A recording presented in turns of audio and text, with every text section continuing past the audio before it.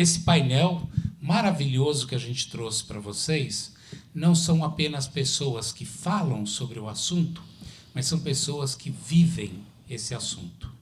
Então, eu vou começar, Juana, com você, porque a Juana, que é a diretora executiva da Conectas, e eu diria a organização de direitos humanos brasileira mais importante que a gente tem, porque trabalha numa agenda sul-sul, inovadoramente, ela se posicionou para juntar o Sul global na agenda de direitos humanos, tem uma atuação muito forte.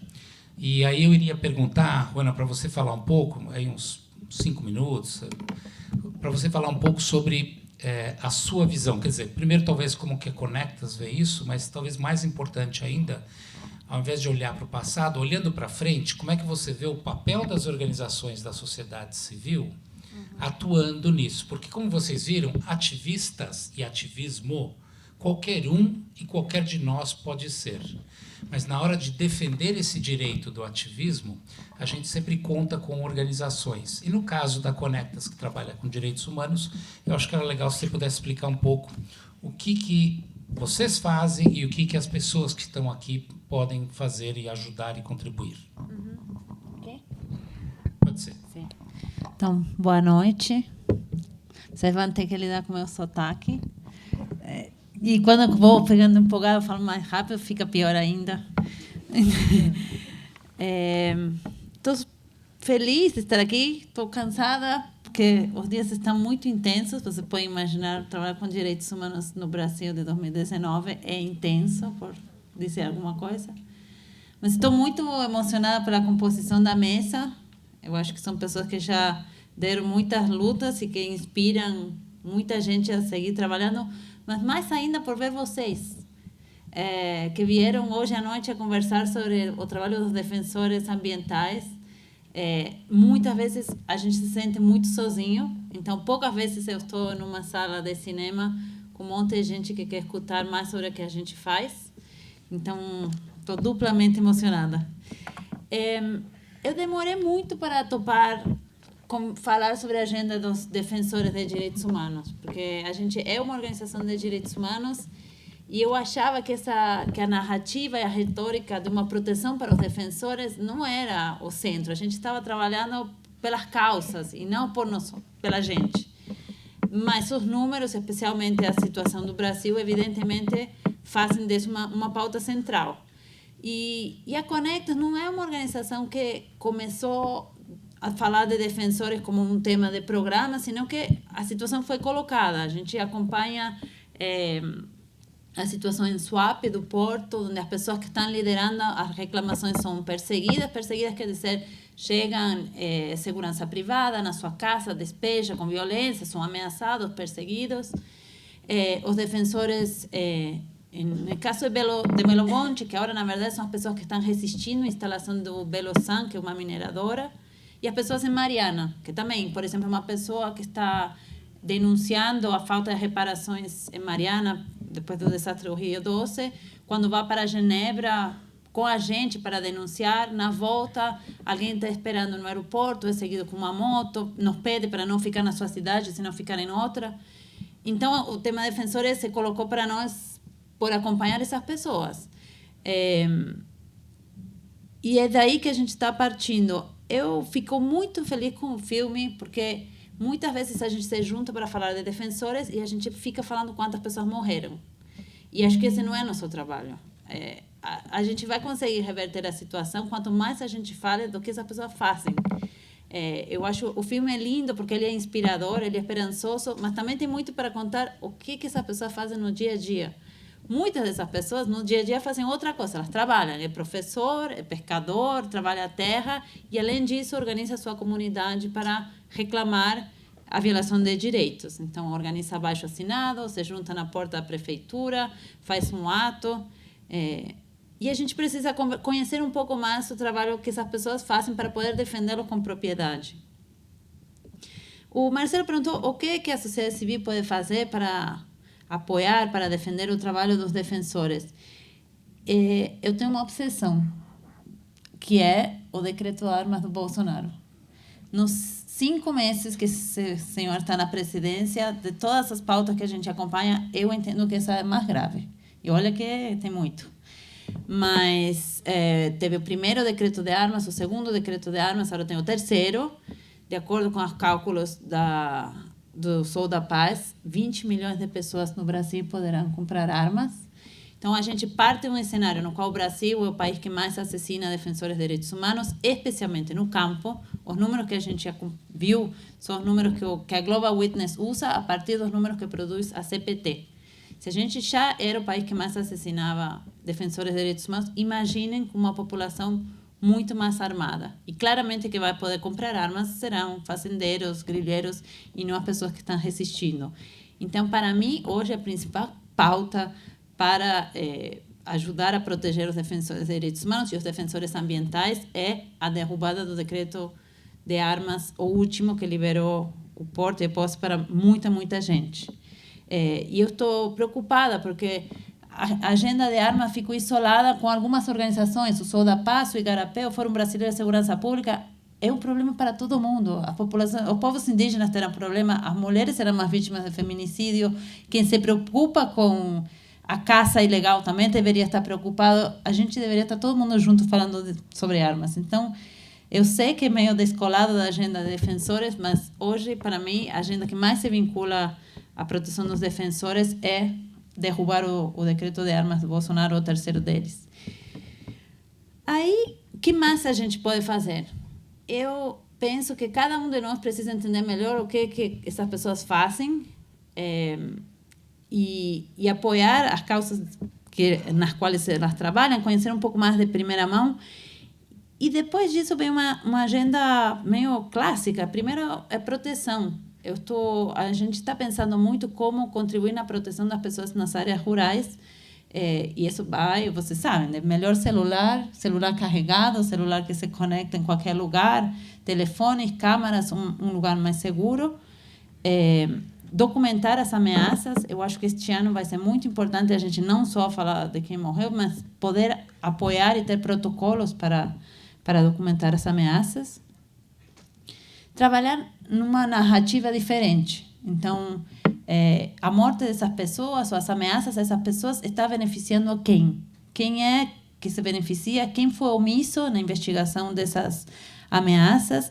E o produto final chega em quem? Eu penso que a gente vai ter que fazer campanhas nas quais a gente responsabilize, ou pelo menos moralmente, ao consumidor final pelo que está acontecendo no campo no Brasil. E a gente tem que trabalhar nas causas, e as causas têm a ver com regulação fundiária e com proteção do meio ambiente, que é a segunda coisa mais grave que o Bolsonaro está fazendo, a destruição da proteção ambiental. E não, eu acho que não dá para falar só dos defensores e a proteção, a gente tem que tratar também das causas desses conflitos, porque senão a gente seguirá contando mortes. Obrigado, Ana. Não sei se vocês sabem, mas tem um certo protocolo que, às vezes, quando você quer reconhecer alguém na sala, você nomeia uma pessoa e vale para todo mundo. Um, é porque você não quer gastar muito tempo com isso. Dois, porque você não sabe o nome de todo mundo. Então, eu vi umas faixas entrando da manifestação da educação e vários jovens entrando. Como eu conheço uma jovem, que é a minha filha Luísa, que foi parte da manifestação hoje, com 17 lindos anos, eu vou reconhecer na pessoa dela todos vocês que chegaram da demonstração e eu acho que mereciam uma salva de palmas.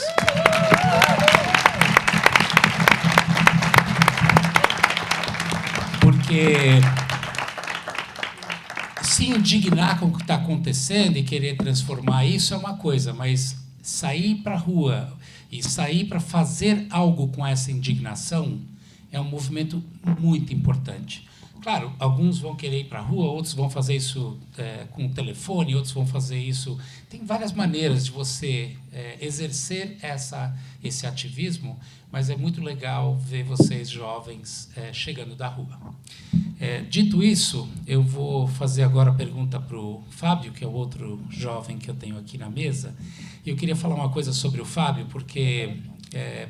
eu não consegui aguentar a hora que você falou, Zuzu, como o cabo é bom, eu ia falar, mas hoje em dia são generais. E o Fábio, em primeiro lugar, tem uma coisa que eu acho muito bacana dele, que é uma extrema generosidade. Desde o tempo, antes até de parlamentar, ele era sempre uma pessoa que a gente recorria para conseguir as coisas. Porque ele sempre conhecia quem era mais importante antes da gente, ele sempre sabia da iniciativa que estava rolando antes, e sempre foi extremamente generoso fazendo essas interlocuções ou usando os contatos privilegiados que ele tinha para a causa. Então, esse é o primeiro ponto que eu queria falar, agradecer, Fábio. Mas o segundo ponto que eu queria trazer aqui sobre o Fábio é que, dentro desta ação parlamentar, independente da bandeira ambiental, que ele é mais reconhecido, ele era um cara que, na verdade, defendia todas as bandeiras. E aí, por onde você anda, todo mundo conhece o Fábio de qualquer causa que seja. Então, acho que talvez, Fábio, a pergunta para você mais importante é, dada a tua experiência parlamentar, dada essa sua experiência entendendo o sistema político e olhando para o Congresso de hoje, o Parlamento de hoje, etc., como você vê a possibilidade de transformação. Mas a outra pergunta que eu queria fazer para você também responder é porque a gente brinca com esse negócio de generais e tal, mas vocês sabem que tem muitos generais que são grandes aliados. E o Fábio foi sempre um cara que ele não entrava no... porque você é de tal cor, ou tal partido, ou tal não sei o quê, eu não falo com você. E uma das características dele foi encontrar aliados junto aonde você não esperava. E eu estou falando isso porque, ao mesmo tempo que a gente tem, eventualmente, militares que são muito de extrema-direita, reacionários, nós temos muitos militares e conservadores que não querem ver esses assassinatos acontecerem, que não querem ver o desmatamento da Amazônia, mas têm uma visão diferente do mundo do que a minha ou, eventualmente, da sua. Então, eu queria, Fábio, se você pudesse abordar esses dois temas, porque eu acho que eles são muito caros a você. Muito obrigado por ter vindo.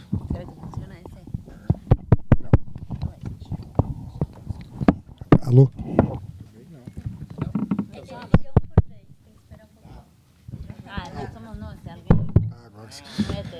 Me gostaria muito... desculpa, não é em Portugal.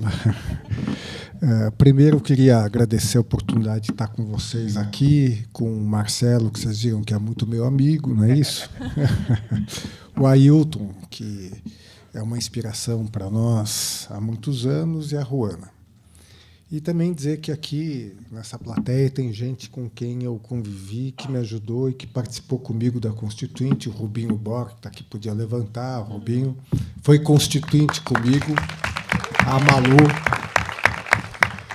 a Maria Zulmira, né? Ela morre de medo que eu conte como a gente se conheceu, no Rio Paraíba, enfim. É uma história, sexo no Rio Paraíba, não é isso, né? É uma brincadeira, não vou falar. Mas, primeiro, eu queria fazer um comentário para vocês, seguinte. Quer dizer, eu acho que todos nós estamos pegos um pouco de surpresa por um lado tosco do Brasil. Quer dizer, eu acho que nós não estávamos, talvez, preparados para enfrentar uma situação que nós estamos enfrentando agora, e que foi democraticamente uma escolha nas urnas do ano passado. Mas eu acho que isso significa, antes de qualquer coisa, entender que o Brasil é muito maior do que isso, e que o Brasil tem instituições democráticas importantes e que nós vamos superar essa fase difícil do Brasil. Quer dizer, o que nós não podemos é desanimar, em primeiro lugar, até porque, no tema que eu trabalhei também com a Ailton, que é o texto constitucional, o Brasil tem um texto constitucional robusto, o Brasil tem um texto constitucional competente, e, se for o caso, eu acho que nós vamos ter que fazer o que nós já fizemos há quase 40 anos atrás, que é a litigância mesmo. Antes mesmo de ser constituinte, todo mundo acha que eu nasci constituinte, não é bem assim, né? Mas eu, com o Rubinho, com ambientalistas aqui em São Paulo, nós tínhamos um problema muito sério de crianças nascendo anencefálicas em Cubatão, década de 80. E a legislação brasileira não permitia, inclusive, que você pudesse promover a defesa dos chamados interesses difusos e coletivos. E Cubatão era um município de segurança nacional, o prefeito era escolhido, as atividades eram de segurança nacional, e ainda assim nós entramos com uma ação que, aliás, quando se tentou criar isso em 1983, 84, a Associação de Defesa das Vítimas da Poluição de Cubatão, ela foi considerada uma ameaça ao bem-estar e à segurança do Estado brasileiro. Então, eu estou dizendo isso, que eu acho que eles vão passar. Quer dizer, nós talvez estejamos pela primeira vez tendo que retomar algumas estratégias. Inclusive, eu acho que retomar iniciativas, porque, de certa maneira, eu acho que nós vamos tomar cuidado para não sermos pegos pelas armadilhas que estão colocando toda vez. Então, vou diminuir o CONAMA. Então, nós estamos sempre atrás do prejuízo. Vamos transformar a APA de Tamoios, Estação Ecológica, no em Cancún. Quer dizer, são pesadelos todos os dias. E traçar estratégias de retomar a iniciativa em relação a isso. Tudo bem, estão pensando em acabar com a reserva legal, vamos reunir quem nós conhecemos no Congresso Nacional e vamos aumentar a reserva legal, que na Amazônia 80, a gente aumenta para 95, para, de certa maneira, deixar de que o outro lado tenha a iniciativa como ele está tendo agora. E mesmo quando o Marcelo me pergunta do Congresso Nacional, Rubinho lembra bem disso, quer dizer, quando eu fui eleito a primeira vez, eu era praticamente o único parlamentar ligado ao meio ambiente. Eu fui o único eleito com a bandeira ambiental. E aí, a grande dificuldade é como que a gente faz com 503 deputados e 81 senadores que praticamente desconheciam a questão ambiental. E daí eu acho que é o que o Marcelo falou, é não ter preconceitos. O que eu quero dizer claramente com isso? Nem todo mundo que votou no Bolsonaro é contra os direitos indígenas, é contra o meio ambiente. E foi uma eleição em que se votou plebiscitariamente quem é a favor do PT, quem é contra o PT, e ele ganhou a eleição. Então, acho que o esforço que nós temos que fazer no Congresso Nacional é atrair muita gente que foi eleita, que, enfim, eu acho que tem potencial de estar nos apoiando nessas causas, levando algumas questões em consideração. Primeiro, o voto urbano. O voto no Brasil é urbano. Aliás, eu vou lembrar uma história muito engraçada, que, quando nós fomos eleitos, o Rubinho... Eu não vou contar que ele foi lobinho, depois escoteiro, teve uma longa trajetória do escotismo, que ele fica bravo comigo. Eu conto no particular para vocês, como que ele era de calça curta, escoteiro, nada contra o escoteiro, tal, mas ele tinha uma bandeira que era das baleias. O Rubinho era SECOM, não é isso? Ele era de uma ONG das baleias, né? E daí nós fizemos uma grande mobilização e foi... Você não quer tomar o café, aquele que te prometeu? E daí houve uma mobilização inacreditável, porque era a bancada da Paraíba, que era contra a aprovação do projeto de lei. O presidente do Senado, à época, era da Paraíba. Você deve lembrar disso, né? A Maria Zulmira está preocupada com aquele namorado dela, é ciumento, vocês não têm ideia, mas, enfim. Mas e daí... E a bancada da Paraíba que obstruía. Daí a sociedade civil começou a mandar carta para os filhos dos parlamentares desta bancada. E eles me encontravam no Senado e diziam, pelo amor de Deus, peça para aqueles malucos não ficarem mandando cartas com fotos de baleias. E por que eu estou dizendo isso? Que todo parlamentar tem mãe, alguns vocês podem falar mal da mãe desses parlamentares, tem filhos... E acho que a persuasão em relação aos nossos temas é corpo a corpo. Quer dizer, eu acho que há necessidade da gente retomar essa mobilização corpo a corpo, inclusive em muitos meninos jovens que foram eleitos. Eu vou dar um exemplo que eu tive em Brasília, o Marcelo sabe disso, falando com o deputado Kim, que é relator da lei do licenciamento ambiental. Eu entrei na sala dele, não tenho nenhum juízo de valor, quais as bandeiras, e a bandeira dele era Lula na cadeia e fora Dilma. Pensei, esse capital político não serve para a próxima eleição. Próxima eleição, quer dizer, ele terá que ter outras bandeiras. Por que não tentar pegar este Kim e convertê-lo para as bandeiras ambientalistas? Quer dizer, necessariamente ele não é. Então, Marcelo, o que eu gostaria de dizer para vocês é que vai dar mais trabalho do que teve. Talvez tenha um lado bom para a gente, eu me considero até hoje sociedade civil, que é, primeiro, estratégias de criatividade. 2, trabalho. Corpo a corpo no Congresso Nacional dá trabalho. Todo mundo conhece um deputado, todo mundo conhece um senador, ou todo mundo conhece alguém que conhece. E começar a fazer essa mobilização e trazer esse pessoal para o nosso lado. Eu não acredito, eu quero dizer para vocês, que nós podemos jogar a toalha e dizer está tudo perdido. Não está nada perdido. Acho que depende da gente, vai dar muito trampo e precisa muita criatividade para isso. Então, vamos nos unir, como disse o Tancredo, ninguém lembra do Tancredo, só da nossa geração, né? Não podemos... qual era a expressão dele? Não podemos dispersar. Não podemos dispersar, é isso. É corpo a corpo, é trazer os outros para o nosso lado, é estar com a sociedade e constar com a inspiração dela e do nosso grande Ailton. Muito obrigado.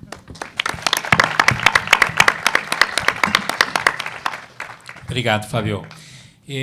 Bom, agora, vocês podem imaginar por que eu deixei o Ailton para o final.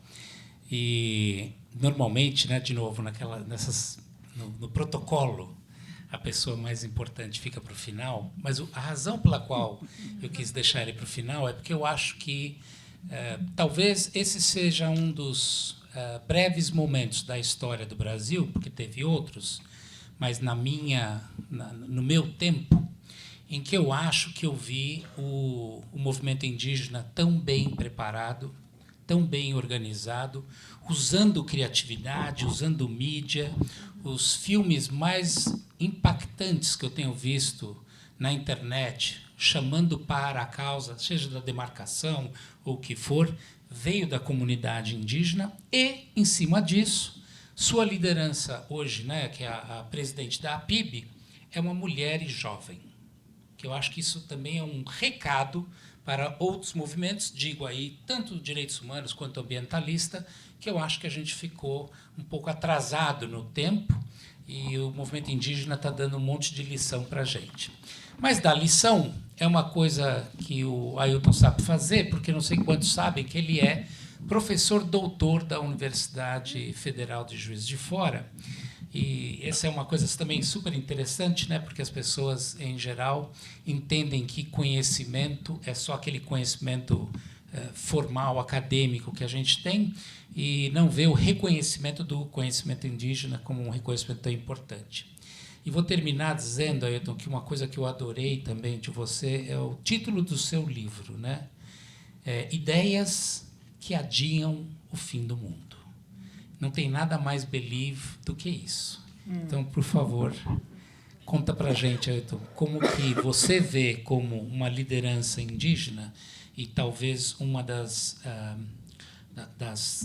comunidades mais impactadas com o que a gente falou aqui hoje, como é que você vê essa transformação e como é que a gente pede para essa galera se envolver nisso?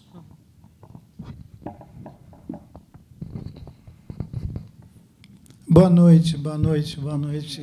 Eu vou treinar o microfone.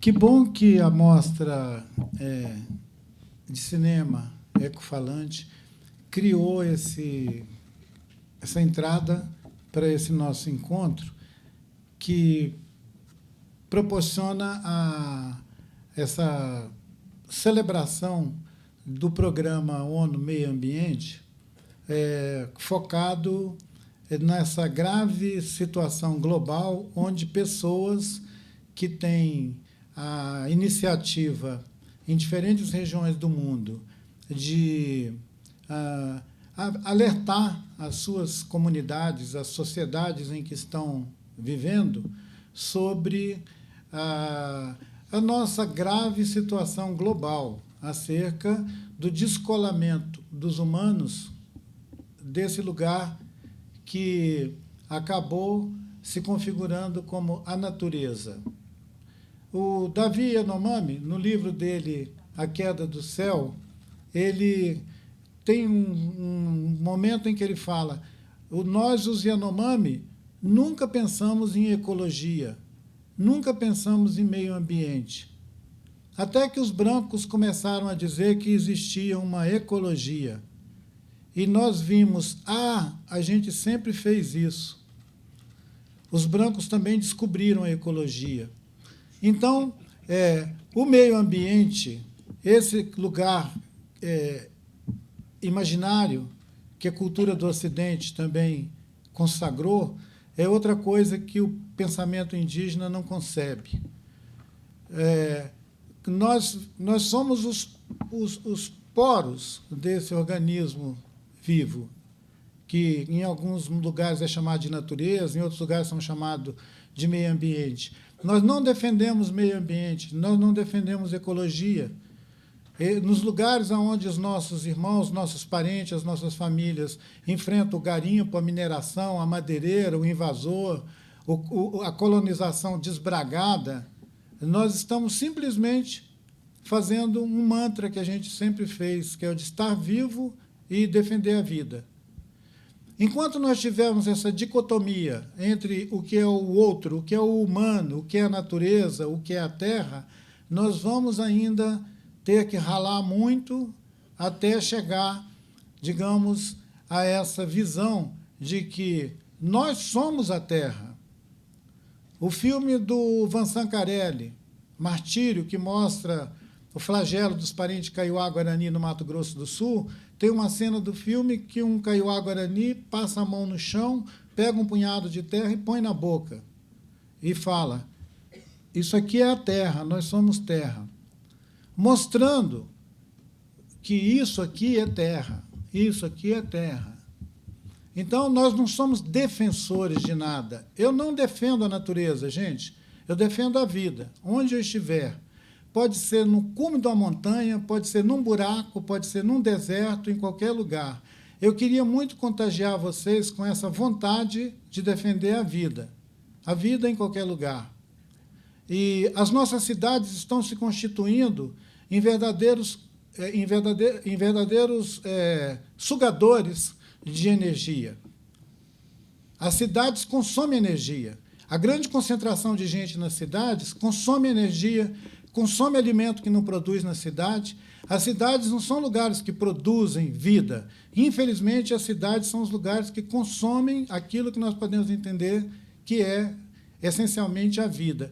Então, vamos botar em questão essa própria intensidade do consumo, né, e do acúmulo que nós estamos fazendo com 80% da população do planeta em centros urbanos consumindo energia. Se a gente não botar em questão esse paradigma, nós vamos reclamar que estão matando os índios, matando os defensores da natureza no oceano, nas ilhas, em qualquer arquipélago, mas nós não vamos alterar, de fato, o lugar de onde nós falamos. Nós vamos falar daquele lugar que é o lugar insustentável desse desenvolvimento capitalista estúpido que sustenta o mundo ocidental e que justifica a situação de violência que nós vivemos globalmente hoje. Não é o Brasil, é o mundo.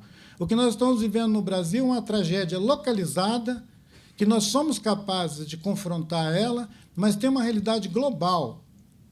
Um dos pensadores, um dos sociólogos mais críticos, que esse ano produziu um estudo sobre a realidade global, ele disse que a sociedade civil no mundo está posta em xeque e que as corporações mandam no mundo. As corporações mandam no mundo, mandam em todos os povos, e que nós desprezamos a democracia representativa. O Fábio sabe o que eu estou falando. Se nós desacreditamos da democracia representativa, nós ficamos vulneráveis a esse tipo de bandalheira que nós estamos vivendo em vários países, onde gerentes de corporações tomam o lugar de governos e representam as nossas sociedades arbitrariamente. É isso que tem que ser posto em questão. Eu não tenho nenhum problema com a patente de ninguém, se ele é civil ou se ele é militar. Mas eu acho que o pior equívoco que nós podemos nos meter nele é o da ignorância, de uma faixa que diz: eu quero apoiar os três poderes, a Marinha, a Aeronáutica e o Exército. Isso é de uma burrice sem fim, porque eu acho que ele estava querendo dizer que ele queria apoiar o Executivo, o Legislativo e o Judiciário.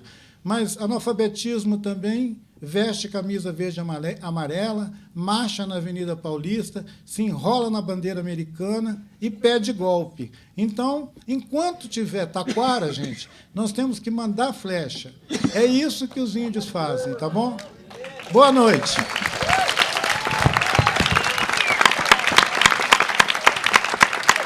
Obrigado, Ayrton.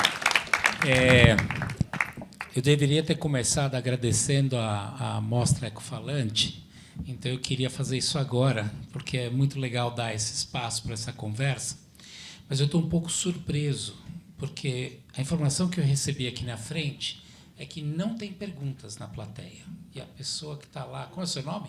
Gabriela. A Gabriela está com o papel lá e ninguém... Então, eu estou imaginando que isso é só uma falha de processo. Então, eu vou adaptar aqui. Posso adaptar?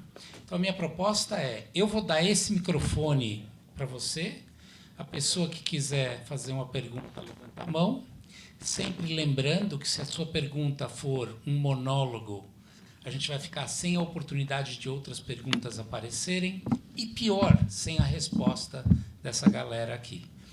E o outro comentário que eu queria fazer é sobre a Juana, porque a Juana, quietinha desse jeito e argentina no sotaque, ela é o tipo da pessoa que, quando termina qualquer reunião, ela sai com uma ideia.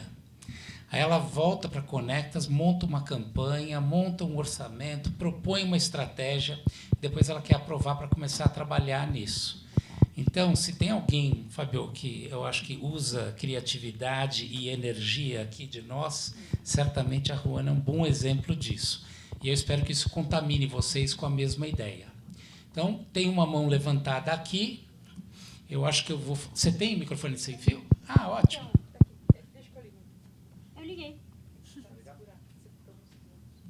Tá ligado. Pede para a pessoa só desligar. É que esse microfone não pode sair. Tá bom. Você viu que não fui eu, né? Eu estava dando o microfone para vocês. Ó, pronto. Então, vão levantando a mão e a... Como é seu nome? Gabriela. Não, ela. Cândida. A Cândida está assignada com o microfone, a Gabriela olha quem levantou a mão e a Gabriela decide quem é o próximo perguntador. Ok? Por favor, se quiser falar seu nome e depois... Sim, meu nome é André Fondessal, eu queria fazer uma contribuição aqui. A rua é uma coisa, os tribunais é outra coisa. Então, isso vai mais em direção ao Feldman. Eu queria fazer a contribuição com uma coisa muito importante. Cada pessoa tem à sua disposição um instrumento jurídico hoje para combater qualquer situação muito ruim na área do meio ambiente, que nada mais é do que a parte que corresponde à parte jurídica, que é a ação popular. Então, eu movi a primeira ação popular na Paraíba linkada ao meio ambiente por causa de queriam fazer uma estrada na orla, onde a tartaruga marinha desova há milhões de anos, porque isso era uma questão de orçamento, ou seja, vamos orçar a obra em 10 milhões, fazer por 8, roubar 2. Isso é coisa corriqueira no Brasil. Então, o que eu queria dizer para vocês é o seguinte: cada um nessa sala aqui tem a possibilidade de entrar com uma ação popular para qualquer coisa que vier a acontecer. O processo é longo, você tem que ter energia, você tem que ter agressividade, dinheiro e muita paciência. Mas você pode lutar totalmente sozinho. Eu nem conheço essa senhora aí da Paraíba. O meu processo levou 5 anos na parte da jurisprudência que temos hoje em dia. Mas eu queria dizer isso. Obrigado. É possível fazer isso. Eu agradeço, porque eu deveria ter colocado a dimensão do judiciário para a Juana e o Fábio comentarem. Então, eu vou deixar para depois, na rodada de respostas, vocês colocam comentários nisso. Obrigado por trazer esse ponto. Tem uma pergunta lá atrás? Olá, boa noite. Acho que a questão da democracia é uma coisa meio complexa de ser abordada, né? Acho que pouca gente é contra a democracia, né? Acontece que a democracia é o regime das principais potências imperialistas, né, da Europa, dos Estados Unidos, ela que determina, né, a formação do capitalismo, a exploração do sul global, enfim. Acho que não é muita novidade, né? E a democracia no Brasil também significou, né, a continuidade do extermínio dos indígenas, da juventude negra. Hoje tem, em São Paulo, 300 mil pessoas presas, né? Isso foi um processo da democracia também.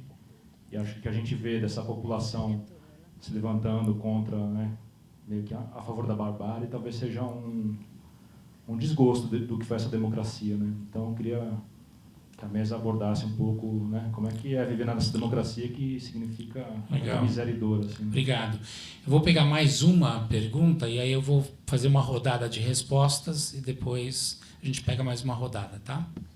Boa noite. Eu queria perguntar para você se diálogo é caminho e se dá para dialogar com o atual ministro do Meio Ambiente. Ok. Então, Fábio, vamos começar com a mesma ordem? Daí para cá, você começa, depois Juana, depois aí. Tudo bem? Está funcionando o teu microfone? Alô? Bom, porque como é o nome do senhor, o da Paraíba? André Fondessal.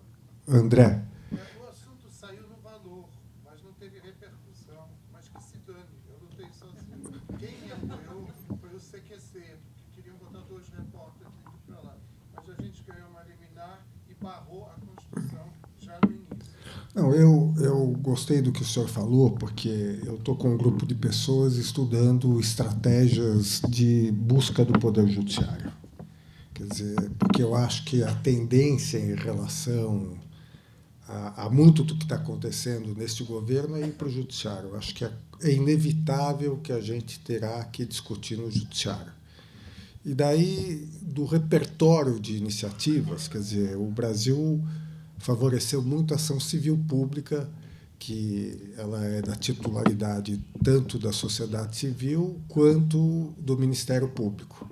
Mas eu acho que a ação popular, eventualmente, pode ser um instrumento muito importante, até porque ela tem vantagens, como o senhor colocou. Primeiro, não tem honorários, não tem sucumbência. Segundo, quando o litigante da ação popular entra com a ação, se ele desiste, o Ministério Público tem que tocar a ação. Então, eu acho que a gente tem que retomar e resgatar um pouco a ação popular no Brasil, que, de certa maneira, ela perdeu espaço diante da ação civil pública. Não que a diferença é que a ação popular é uma ação que o cidadão move, ele só tem que estar no pleno exercício dos seus direitos eleitorais, tem que provar que votou na última eleição. E, no caso da ação civil pública, a entidade é o Ministério Público. Com relação ao ministro Ricardo Salles, eu tenho uma opinião clara. Eu acho que, independente quem é o ministro, eu acho que a gente conversa com as instituições, a gente não conversa com as pessoas que estão ocupando as instituições, porque essas pessoas são transitórias.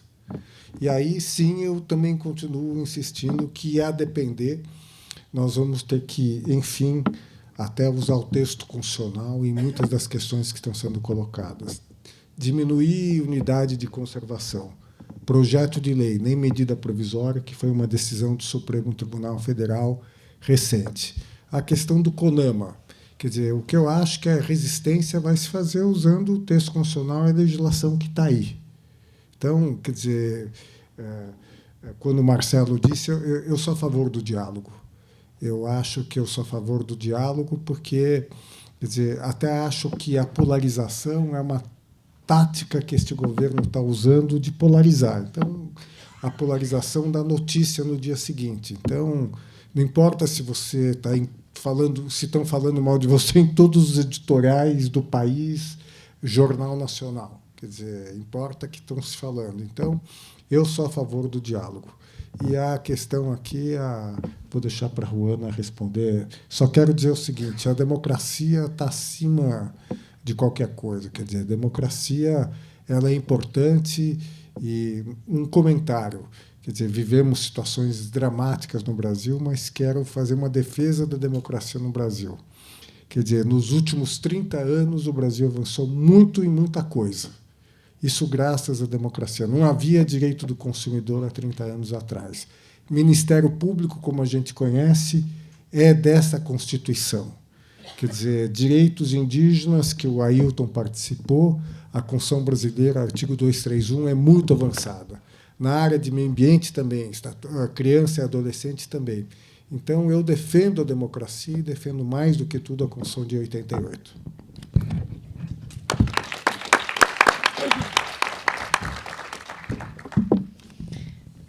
Eu topo convites a conversar porque também me ajuda a pensar. Porque eu me sinto muito como o Waze, sabe? Recalculando onde eu estou parada, para onde estamos indo.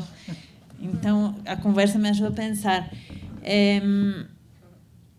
Teve um artigo de um dos fundadores da Conectas, do Oscar Vilene, no final de semana passado, que falou que a gente está vivendo algo que ele chamou de legalismo autoritário. E, para mim, descreveu bem como a gente está vivendo o dia a dia, que é um esforço que está sendo feito para tornar legal o que era ilegal. E acho que na área ambiental é isso que a gente está vendo. E a outra parte, que é menos visível, mas no nosso dia a dia a gente vive, é o debilitamento da fiscalização. Porque sem fiscalização você não tem responsabilização. E isso é mais difícil de pegar. Então, na área de combate ao trabalho escravo, em vez de mudar o conceito de trabalho escravo no Congresso, estão deixando... Bom, já não temos Ministério do Trabalho, mas não vamos ter fiscalização.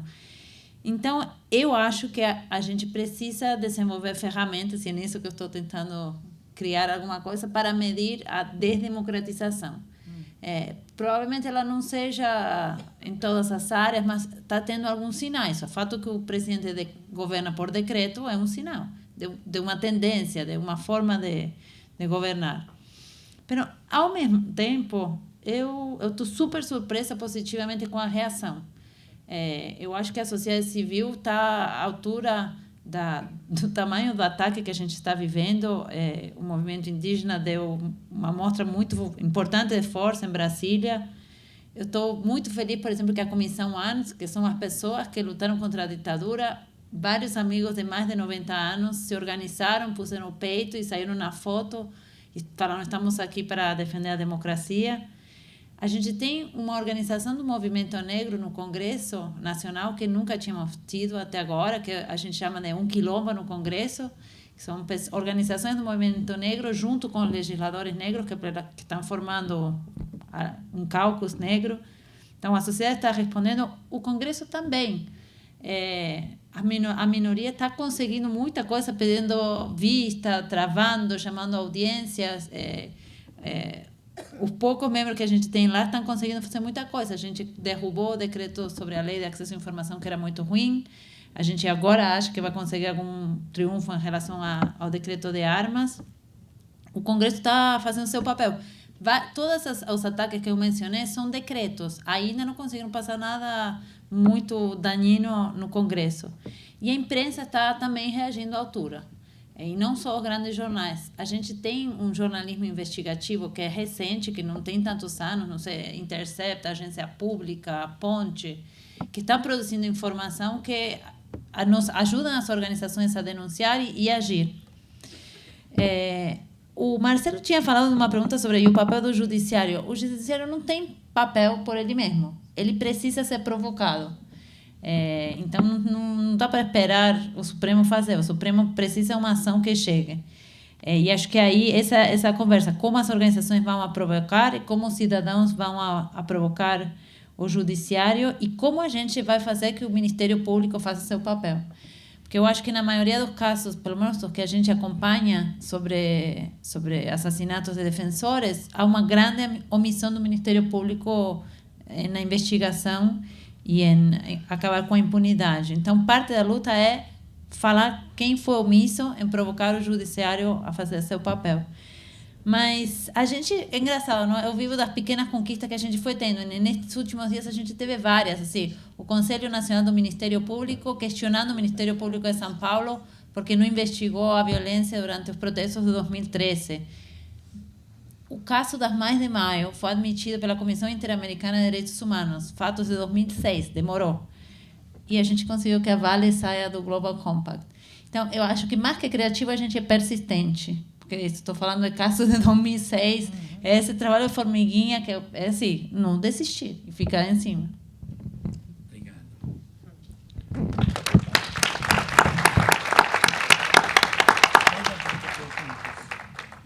Vamos dar oportunidade de mais perguntas. Então, acho que dado o horário, eu vou pedir mais 2 perguntas da plateia. E aí o Ailton embala com 5 perguntas que rolaram. E aí eu peço os comentários finais aqui da Rony e do Fábio. Tem 2. Posso estimular uma pergunta dos jovens que chegaram do protesto para fazer uma pergunta? Tem? Pode ser? Então faz aí, que eu não estou vendo. Aqui, ó. Você foi no protesto? Ótimo. Então, tem uma pergunta ali. Como é o seu nome? Quem que está com o microfone? Aqui. Já tem essa, aí depois eu passo aqui. Quer levar primeiro? Posso priorizar? Tudo bem? Não, eu estou priorizando. Não, não é minha filha. Minha filha está lá, ó. Linda! Linda! Não, ela vai te matar, Marcela. Boa noite. Nunca mais veio, né? No negócio, nunca mais. Tá bom, eu vou parar com isso, gente. Pronto, parou. Acabou. Bom, Vai. eu sou Fernanda, eu não sou tão jovem assim, mas estava lá nessa energia toda embalada. Também vestida de natureza, porque entendemos que educação, meio ambiente, está tudo junto. Obrigada. Estou vibrando por todo mundo que estava lá e que está vibrando junto mesmo estando aqui. A minha pergunta é, a gente foi hoje, ao estar no protesto, na manifestação, falando de educação, a gente estava falando que estamos defendendo o ODS 4, que propõe uma educação de qualidade, inclusiva para todos. Existe uma agenda 2030, que é um movimento global, que está convergindo aí, trazendo metas concretas de um futuro que é possível. Eu acredito com tudo que ele é possível. Ao mesmo tempo, esse presente duro, brita mastigada que a gente está vivenciando, né? Tem gente que diz que esses acontecimentos ajudam a gente a ter senso de urgência e ter foco.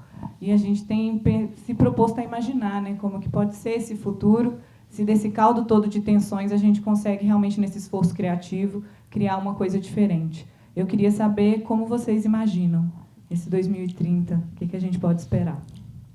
E bem sucinto, porque vai ter filme, né, depois aqui, e a gente tem que sair daqui 9h30. Então, a última pergunta, se não for super sucinta, eu vou cortar ela para dar tempo do Ailton responder. Tem uma pergunta aqui. Bom, agora é nepotismo, porque é no meio ambiente, né?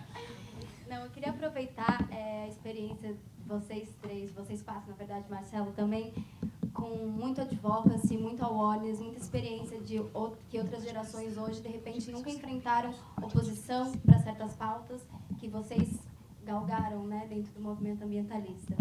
E a iniciativa de defensores ambientais, ela está chegando muito por um viés da comunicação ainda aqui no Brasil. Então, eu queria aproveitar que vocês comentassem, de repente, sobre estratégias ou de que forma vocês fizeram, como vocês veem hoje, como que a gente pode atuar para, de repente, romper essa bolha. Porque hoje a gente está aqui reunido com pessoas que falam uma linguagem parecida, que têm referências muito em comum, mas não é a maioria, né? São pessoas, a maioria votou talvez de uma forma que não entenda a forma como a gente vê, não seja tocada, ou talvez a gente não esteja levando a mensagem da forma mais correta.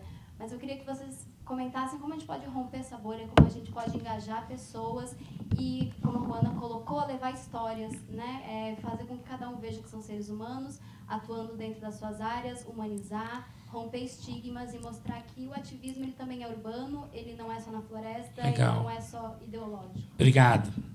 Então, eu vou dar aqui a palavra para começar com o Ailton e tem tanta pergunta, né? Sei lá se você lembra tudo, mas uma que eu estou louco para ouvir a resposta é como é que você imagina 2030, porque o cara que escreveu Ideias para Adiar o Fim do Mundo tem uma ideia de como é que é 2030. Então, por favor.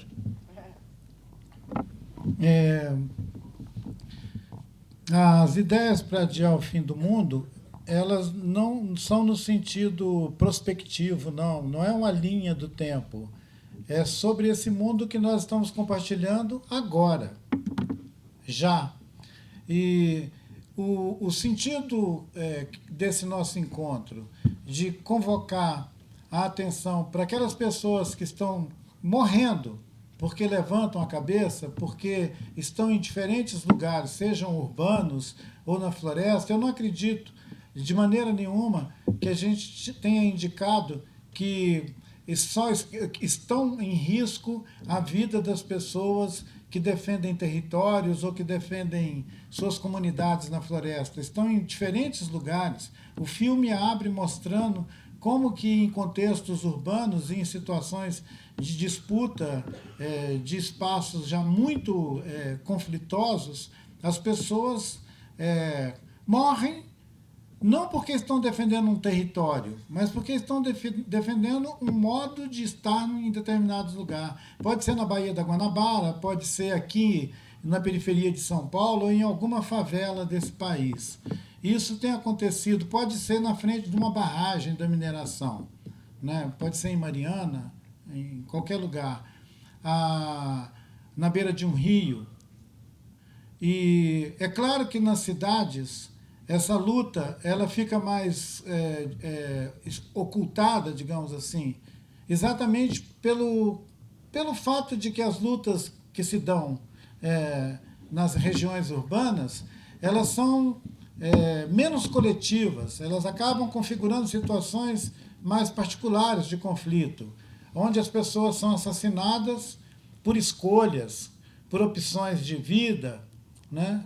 E eu acho que nós temos que pensar nessas ideias para adiar o fim do mundo, não no sentido de estender a nossa experiência expansiva no planeta, mas de entender a nossa conexão com essa terra que nós vivemos, com a qualidade de estar aqui nesse mundo.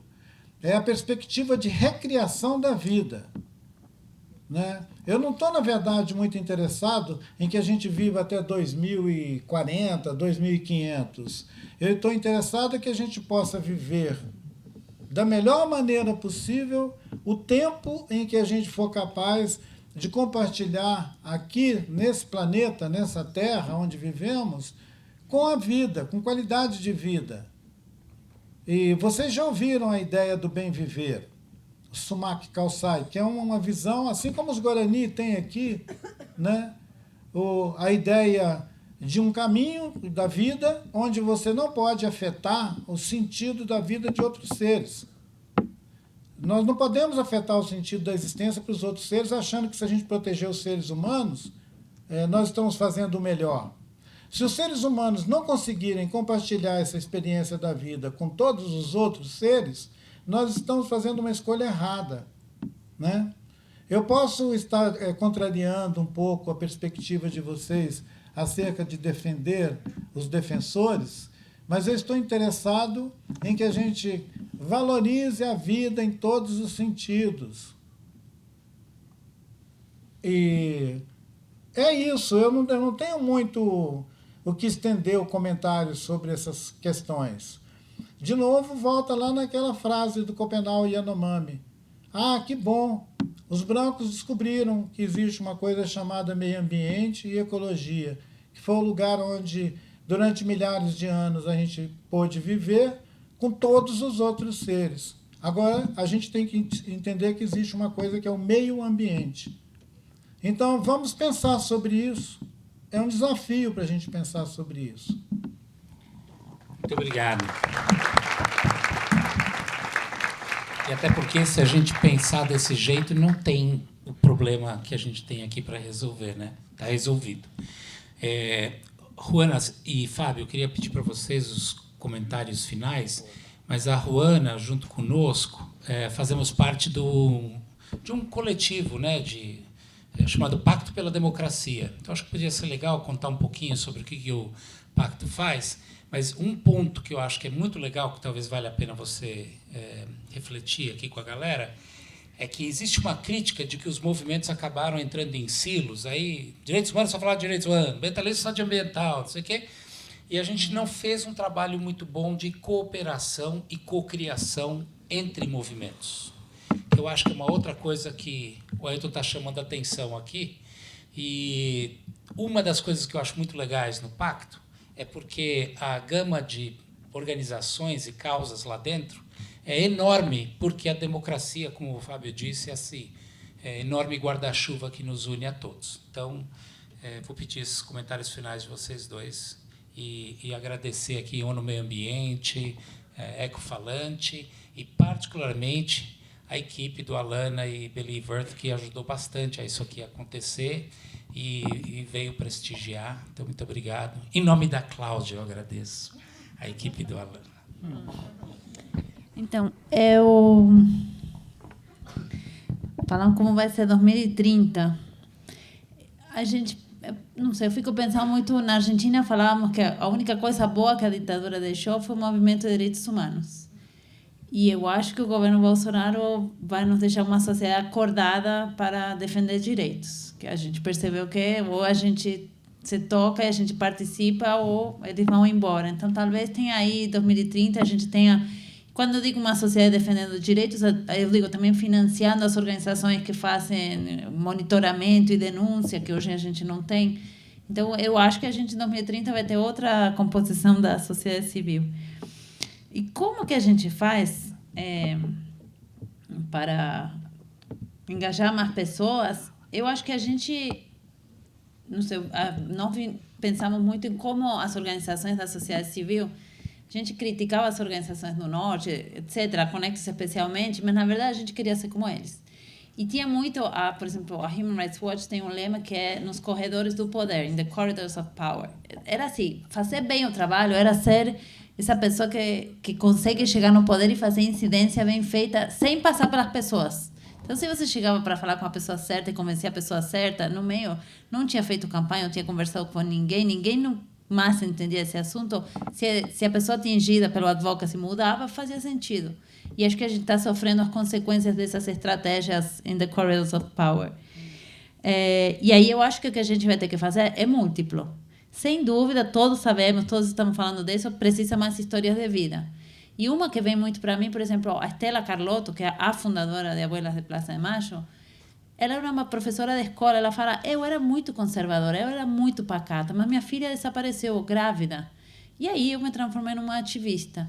Então, a gente fez esse esforço com a Folha, por exemplo. Em dezembro, quando era o aniversário da Declaração Universal de Direitos Humanos, a gente convidou a Folha a fazer matérias que contassem as histórias das pessoas que se transformavam em ativistas, como a senhora fala no filme. Um dia eu percebi que me chamavam ativista, eu só estava defendendo o que era meu. Então, a gente precisa falar dessas pessoas, a gente precisa falar mais do sonho que do pesadelo. A gente é muito bom de falar do pesadelo, do que está errado, e ruim de falar do que é bom. E eu acho que a gente tem que mudar para uma estratégia mais profissional e mais agressiva, que use mais marketing, publicidade. Assim, meu sonho é que quando tenha caso no Supremo, que eu quero uma decisão em certo sentido, eu possa colocar outdoors no caminho ao aeroporto e os juízes do Supremo não possam evitar ver 6, 7, 10 outdoors e pagar publicidade nos jornais. Assim, parar de pensar pequeno. A gente vai ter que fazer isso. Mas também eu acredito muito no corpo a corpo. Em conversar com as pessoas. Eu, como organização, eu não fiz isso muito. Não fiz esse esforço. As pessoas me intimidam. Quando a gente fala de preço, sempre vem os mesmos questionamentos. E acho que também o corpo a corpo tem a ver com o dia a dia. E aí vem uma história que pode durar muito. Mas não muito. Não sabe. Não, então não vou contar. Conta. Né? Então, eu moro no Brasil porque eu conheci meu marido na Inglaterra. E a gente aqui no Brasil é sócio de um clube que é o Clube Inglês, que é um clube pequeno, um clube onde nasceu o futebol no Brasil, onde era Charles Miller. E esse clube, ele obriga as pessoas que trabalham, que vão com as crianças, as babás, a ir vestidas de branco.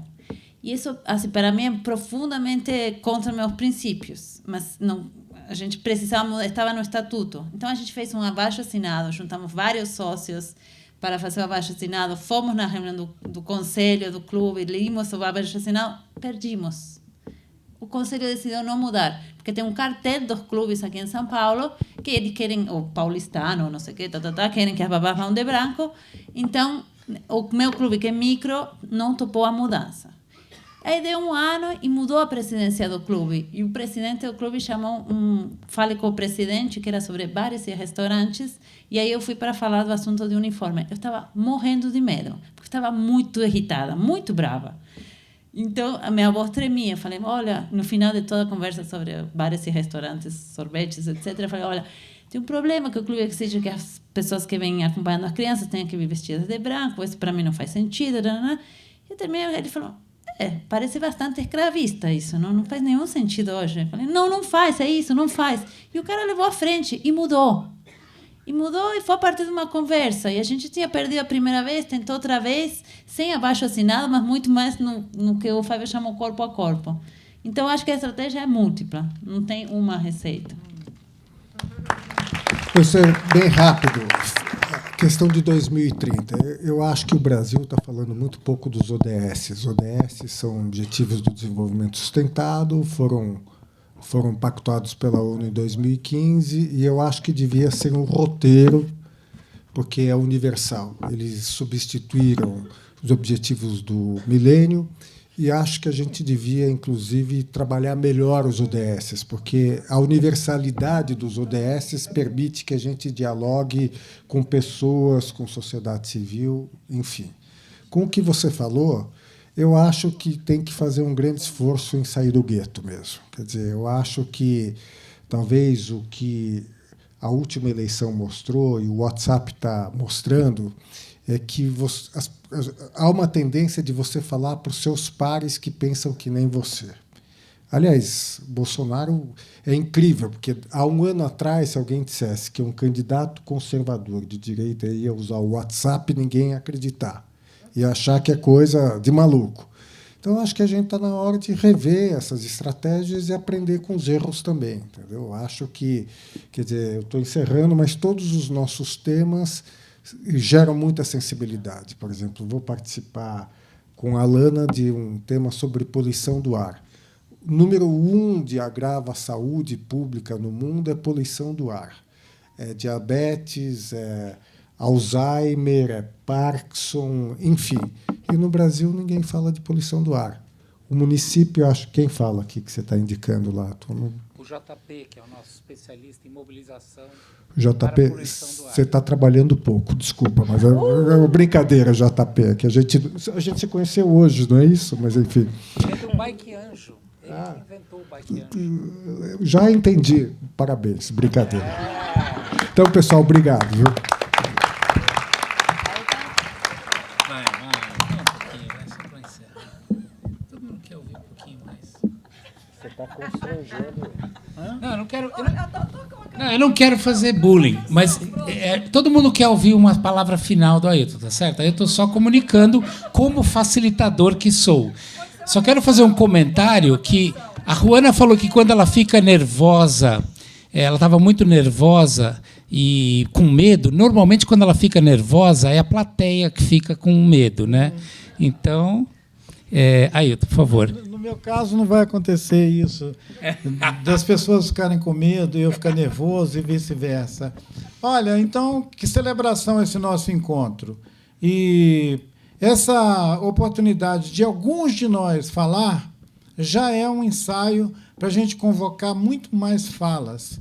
Eu, na verdade, acho que a gente tem a oportunidade de mobilizar em diferentes lugares, no país inteiro, em qualquer canto do nosso país, sobre esse tema que nos reuniu aqui hoje. Não precisa ficar só com esse formato de conversa. A minha expectativa é que essas conversas possam invadir, por exemplo, os espaços da mobilização em torno da educação. Se o pessoal está saindo para a rua para confrontar as ameaças que estão incidindo sobre as universidades, sobre o campo da educação, nós deveríamos, então, provocar nessas mobilizações uma discussão sobre o ativismo, né? O direito pleno ao exercício da cidadania e incluir o ativismo como uma das primeiras expressões da cidadania. Porque se você não é capaz de dizer o que te incomoda, você está renunciando à sua cidadania e deixando que alguém decida por você e manda na sua existência. A gente não pode deixar, a gente não pode renunciar a esse lugar de fala que todos nós temos. Eu, às vezes, não falo porque eu sinto que eu tenho muita oportunidade de fala e eu gostaria que ela fosse compartilhada com o maior número de pessoas possível. Obrigado a vocês de me escutarem. Ainda bem que a gente deu tempo, hein?